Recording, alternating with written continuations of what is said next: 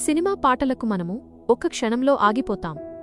మళ్ళీ మళ్ళీ చూస్తాం. కాని దేవుడు మాటలు వినడానికి మన హృదయం మాత్రం ఎంతసార్లు ఆగుతుంది?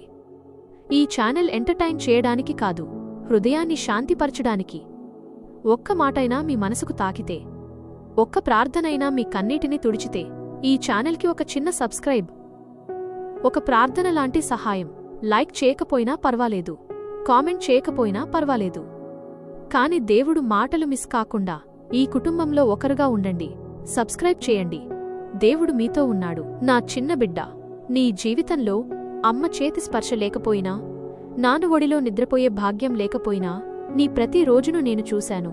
నీ కన్నీళ్లను ఎవరూ తుడవకపోయినా, నీ బాధను ఎవ్వరూ అడగకపోయినా, నీ మౌనరోదన నాకు వినిపించింది. ఈ లోకం నిన్ను అనాథ అని పిలిచినా, నా దృష్టిలో నీవు నా హృదయపు బిడ్డవే. యేసు ఇలా అంటున్నారు, నేను నిన్ను అనాథగా వదలను. అమ్మ లేని చోట నేను నీకు తల్లిని అవుతాను. నాన్న లేని చోట నేను నీకు తండ్రిని అవుతాను.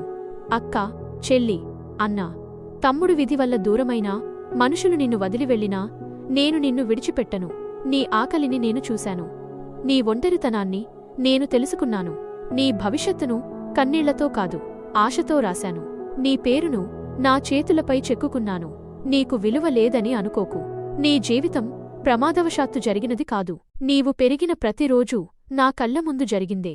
నీవు పడిన ప్రతి అడుగులో నేను నీ పక్కనే ఉన్నాను. ఈరోజు నీవు ఒంటరిగా అనిపించవచ్చు, కాని రేపటి రోజు నీ జీవితం సాక్ష్యంగా మారుతుంది. గుర్తుంచుకో నా బిడ్డా, నేను నీతో ఉన్నాను. నిన్ను ఎప్పటికీ విడిచిపెట్టను. నీవు నా బిడ్డవే. ఆమేన్.